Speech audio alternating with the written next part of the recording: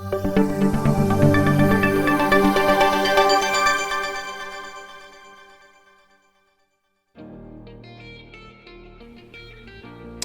everyone, so we've just finished our Unit 7 of discussions, and one of the rather interesting ones I get each semester I get to do these is this idea on ethics and business and gold, and basically everything in the Gilded Age is very well aptly named from Mark Twain's coining of that term, the Gilded Age, very golden shiny on the surface, but underneath there's a lot of stuff going on. There's a lot of mishandling, a lot of abuses of power, a lot of corrupt bargaining and deals going on, and the government tends to stay rather laissez-faire, meaning keeping its hands out of the economy and out of business and letting things go on as how the capitalists want it to go on.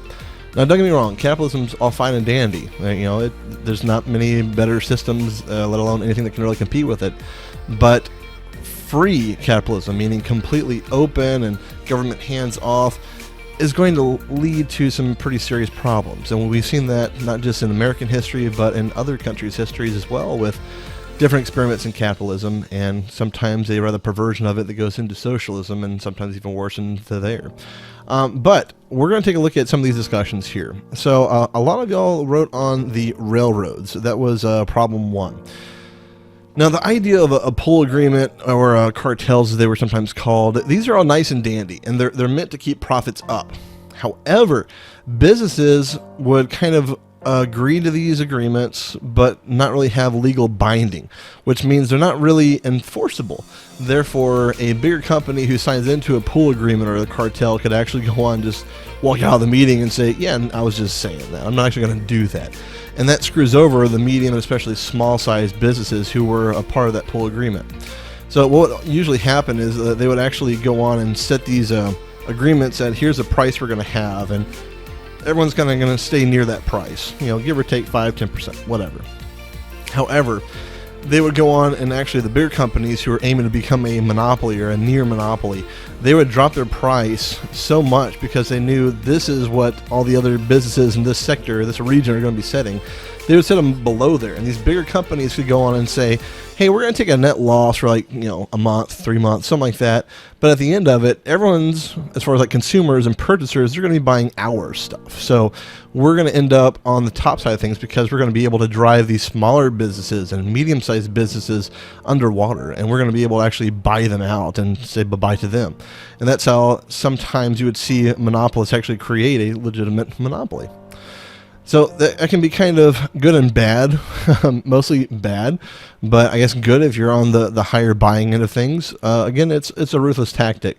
Does capitalism, if there's no kind of oversight or laws barring that kind of corrupt bargain, allow that? Yes, it does. So once again, you have to find some kind of medium balance, and that's what the progressive era and later eras would try to do, is try to find that right level of oversight and control from the government without completely interfering and controlling the private market, because that would end up becoming a totally different state of economic policies and government policies. Problem 2 was with oil refinery, especially with the model of John D. Rockefeller, who ends up creating one of the biggest companies and businesses in American history. I think actually if you do an adjustment for inflation, John D. Rockefeller is the richest person in American history by far and away. So Rockefeller was actually going to demand to get these secret rebates, kind of similar to the pull agreements, but meant to actually say, hey, I'm going to be shipping so much oil and refined oil and different products related to oil, maybe just give me these secret rebates. And once again, he ends up using that kind of a tactic, much like some of the monopolists and other pulls would do, to drop prices down to a level to where technically he's losing money, but it's on the short term. And because he has so much money anyways, and his company had so much money, it's not really seen as that big of a loss for, in his case, Standard Oil. So it was okay, and it worked out. And he would end up, driving other companies out of business. That can be kind of dangerous because, like I say, when there's no competition, that means you could have a monopoly organization or corporation that would actually set prices ridiculously high. Later on, President Teddy Roosevelt would actually start this idea and trend of differentiating between good monopolies and bad monopolies, because sometimes monopolies actually had intentions that weren't necessarily ruthless towards the consumer. They were ruthless towards making their money, but they wanted everyone to buy their stuff, and they wanted to make sure that everyone could afford their stuff. And then there's also bad monopolies who would outrightly not just be ruthless in taking over other venture capitalists, but actually use that as a way to raise prices and say, hey, you're going to pay me $1,000 for something that used to only cost $100 or something. So Teddy Roosevelt would kind of start this trend on differentiating a good monopoly versus a bad monopoly. For better or for worse, monopolies just tend to be very dangerous. And we tend to see, even in the 21st century, government having to step in and kind of keep an oversight on things, say, hey, maybe you're controlling too much of the sector, and maybe you're acting with that much control in the sector negatively towards the consumer, and you don't really have a justification for doing something like that. All right, problem three. Problem three was steel, if I remember right. Now Carnegie Steel was brilliant. It was, one of those rags to riches stories. And later on in his life, as you probably know from your reading, he actually comes up with this idea of, hey, maybe my kids don't need to be set up as millionaires. Maybe they should work their way up too. I'll help them out a little bit, but they're going to go earn their own money. And he gave money back into the community, and this kind of made other million and billionaires look at him like, what are you doing, man? Like, you're making us look bad. Philanthropy? What is that? Why would you do that? Who cares about the neighborhood? So Andrew Carnegie brings in all this new machinery, and he produces steel on this level never before seen. We actually had people from Britain coming over and seeing how we would use the Bessemer steel process that technically developed in England, but like massively perfected and thrown into large amounts of steel refining in America. They'd come over and take a look and be like, holy smokes, how are y'all doing that? And well, here it is. Like, we put in a lot of money into production and research and development, and America has a tendency, when we have a new path to wealth or a new infrastructure perceived need to expand, get bigger and better, we do it big. That's one of our kind of characteristics rather of a country here, and that's the part of the American ethos too. For better or for worse, I think mostly for better, because America tends to have through its history this idea that we can do something better. Why not do it better? So that always leads this discussion in a lot of different industries. But here with Carnegie Steel, we have a couple problems. Well, first up, I don't think it actually told you that you were Andrew Carnegie.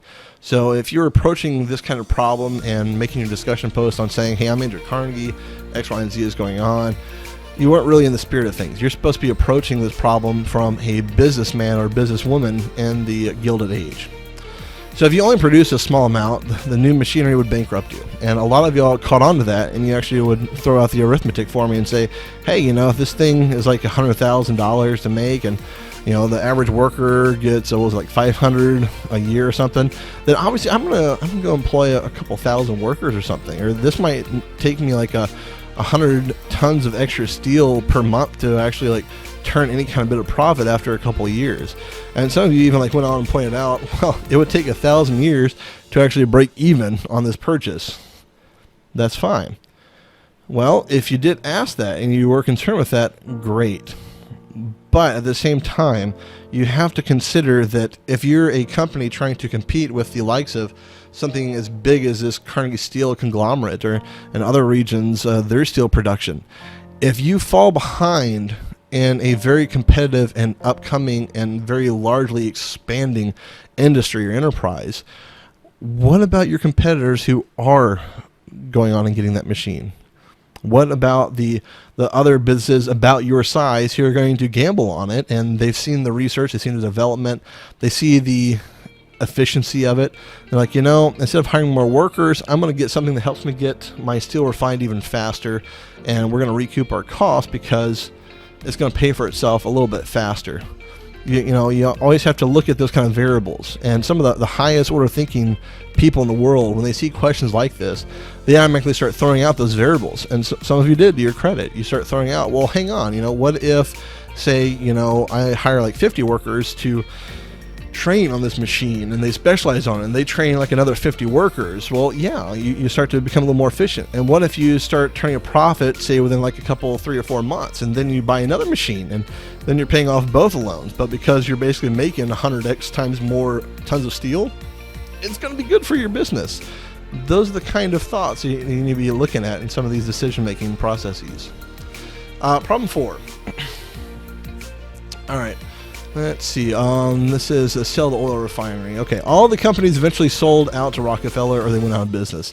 That's what actually happened. Period. Like Rockefeller just took over the market so much that during the progressive age in the early 20th century, we would actually have Ida Tarbell publish a book about Standard Oil that actually led to its downfall. And Teddy Roosevelt gets a lot of flack for it in history. But again, Teddy Roosevelt liked to distinguish between good monopolies and bad monopolies. And in Ida Tarbell's research, she very conclusively showed how Standard Oil had their figurative tentacles in every bit of society. And they weren't doing things for the consumer's best interest. They were more into enriching themselves and doing so quite lucratively for them, but also ruthlessly for the consumer. The ones that sold out earlier to Rockefeller would usually get better deals. That's just a fact of it, and you probably estimated that in some of your discussions. Some people didn't sell out because they felt what Rockefeller was doing was morally wrong. And yeah, that's a fair point. It most certainly is. But do you really think monopolists in the Gilded Age, this is a turn to the 20th century, do you really think they cared at all about being morally well thought of by the community? I mean, probably not so much. Later on, sure. Especially as the gospel of wealth starts to kind of spread out and become a little more acceptable and a little more mainstream for especially the middle class, but most certainly the upper rich class. Maybe then morals came into play, but for the most part, no. If you're going to be a ruthless businessman, that's what you're going to be. So these kind of companies would actually prefer to lose money rather than to give in to this cutthroat, ruthless practice. And, yeah, there's a fair argument to be made on, that's the way to go. If your business is going to go down, especially if it's your family business failing because of this attempt to kind of drive prices all down and sell your oil refinery for cheap when you know it's worth more, but you can't compete with the new prices. I can get that line of thought. I see where you're going with that. But again, always put yourself in these kind of activities and challenge yourself really in these discussions to be part of then contemporary thought.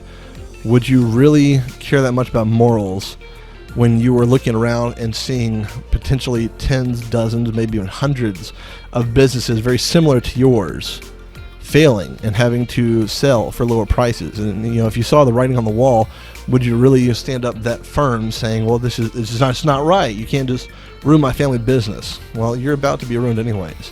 And maybe if you were to sell out sooner to Rockefeller or some other magnate at the time in some other industry, maybe you could actually negotiate a deal to where you stay on some kind of management role and actually maintain a livelihood that was good for you, and you would actually maintain your employees' position in the companies. So there's a lot of what ifs in that kind of scenario.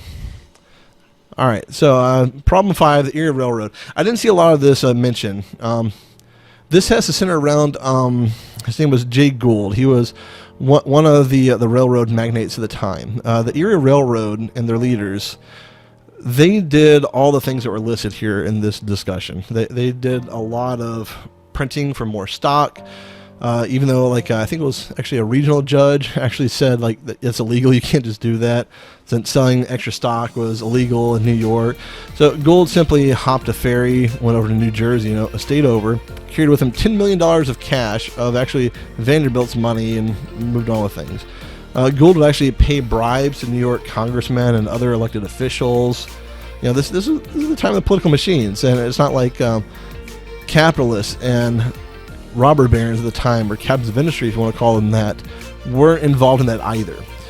Now, it got very interesting because New York would eventually pass a law that said, okay, you can print stocks, that's fine, that's legal. And that would actually allow Gould to come back, and he would take over and run the Erie Railroad.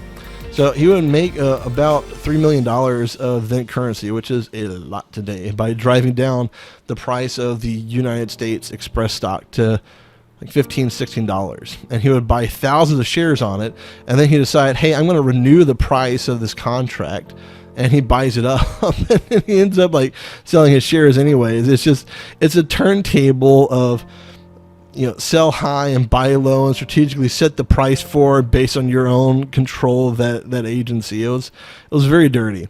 Another time, gold would actually try to buy up all the gold in the United States. This was a practice known as cornering the market. You've probably heard that in your economics class. When you corner that market, you own everything on it. You're the monopolist in it. So in this case, it would have actually allowed gold, had he gone through with this, to change exorbitant prices for gold and set things in some kind of financial panic for the country, but his companies would be fine. So it would throw thousands of people out of work. It would put a lot of companies underwater. It's not good. It's really not good. One of his most creative strategies that he did when Vanderbilt was trying to drive the Erie Railroad out of business by doing that kind of price dropping. Well, Vanderbilt is going to go on and say that he likes how the Erie cattle cars were empty and all that, and just basically annoy Gould.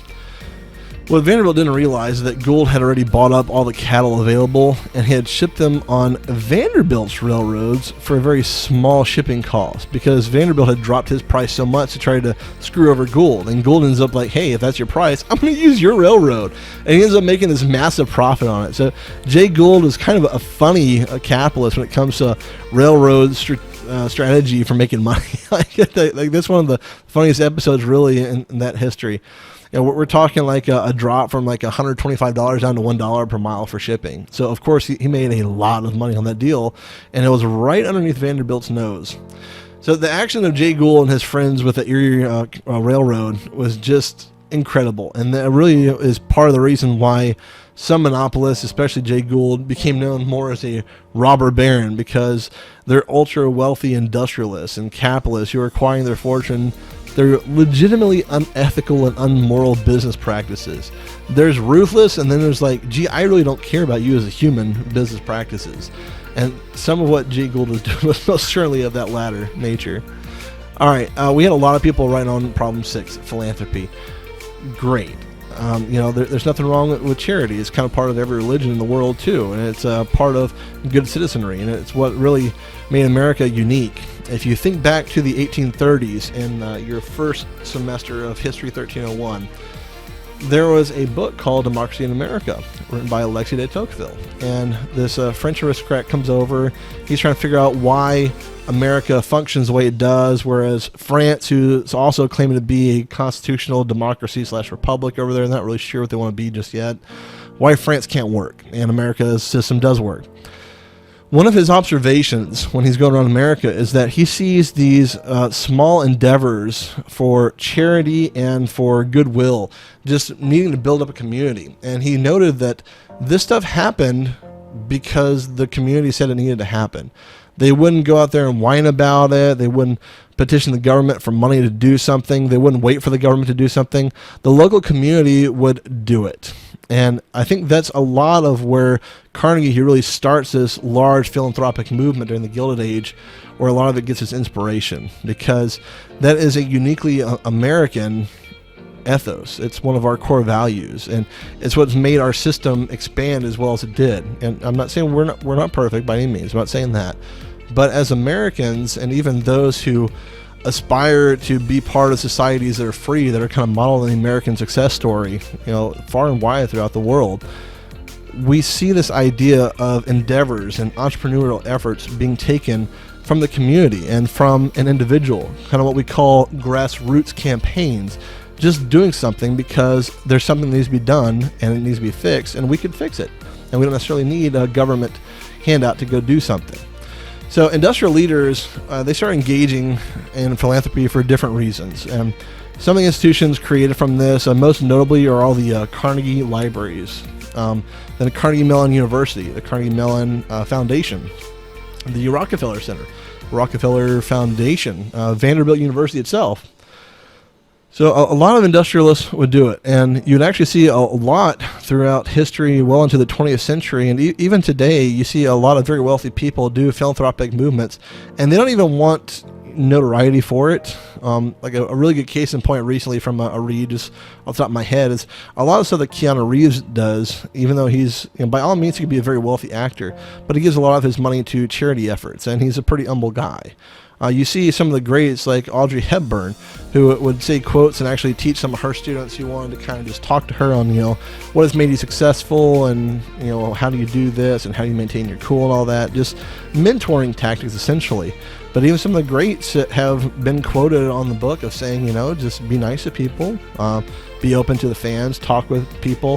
Where someone needs help, give them a buck. And, it's one of those calls to where if you really do it because you want the notoriety for it, it's not even the right word for it, but you want the attention for it, the positive attention for it, then, it brings up the question, like, is it philanthropic? And, well, yeah, sure, of course it is. But those who really do it without that kind of intention on becoming like this hot spot in Hollywood for a few minutes, or, nowadays, those are the real stars in American history, I think. And unfortunately, we don't really know them because they stay anonymous.